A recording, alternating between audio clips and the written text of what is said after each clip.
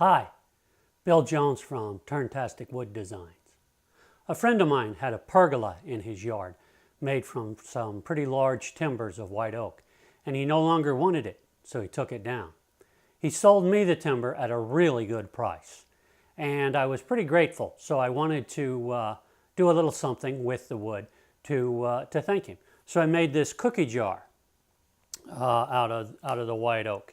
It's nice and big. Got a nice looking lid with a great big handle on it, and I really like the way it came out. I'm very pleased with it. If you'd like to see how I did it, stick around and I'll show you next. This board was about 7 inches wide, so I cut a piece about 7 inches long to have a square.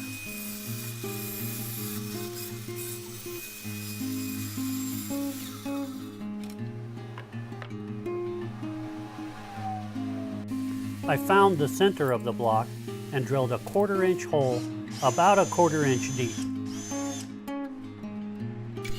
That hole lets me mount the piece on my circle cutting jig, so I cut out a circle on the bandsaw. I then securely mounted that circle to a faceplate.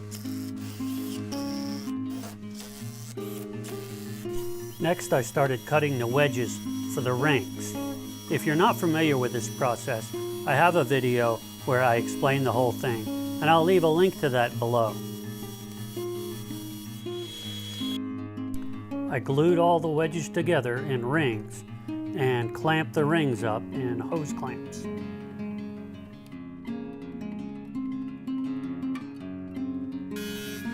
When the glue had dried on the rings, I sanded them all flat using the drum sander.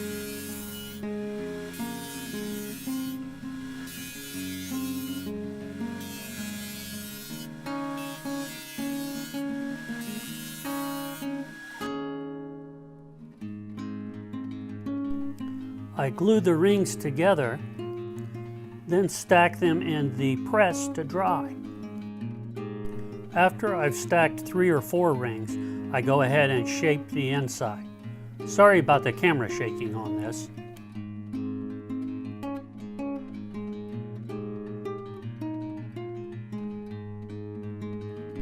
Rings 5 through 14 make the body of the cookie jar, and once those were stacked and dried, I was able to go ahead and shape the outside of the cookie jar.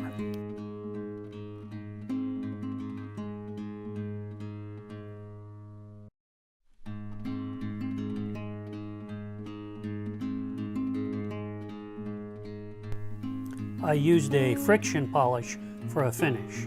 I always love the way it looks when you put a finish on. Rings 1 through 4 make up the lid. I made ring 4 extra wide to allow for the lip that goes inside the body of the cookie jar.